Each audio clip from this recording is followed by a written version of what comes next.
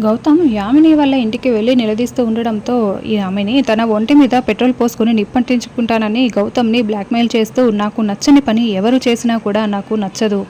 నువ్వు కనుక ఇప్పుడు ఆ ఆధారాలతో బయటకు అడుగు పెడితే నేను నాతో పాటు ఈ ఇంటిని కూడా తగలబెట్టేసుకుంటాను అని ఆమెని గౌతమ్ని బ్లాక్మెయిల్ చేస్తూ ఉంటుంది. ఇంతలో గౌతమ్కి ఫోన్ వస్తుంది. అర్జున్ రిలీజ్ అయ్యాడు, ఎవరైతే కంపెనీలో ఫ్రాడ్ చేశారో వాళ్ళు లొంగిపోయారు అని ఫోన్ రావడంతో ఇక వెంటనే స్టేషన్కి గౌతమ్ బయలుదేరి వస్తాడు. ఇక స్టేషన్లో నుండి అర్జున్ రిలీజ్ అయ్యి బయటికి వస్తూ ఉంటాడు.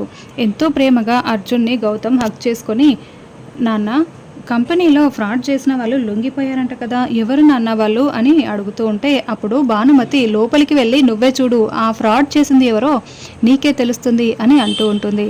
ఇక దాంతో గౌతమ్ లోపలికి వచ్చి సార్ ఎవరు సార్ కంపెనీలో ఫ్రాడ్ చేసి లొంగిపోయింది అని ఇన్స్పెక్టర్ని అడుగుతూ ఉంటాడు.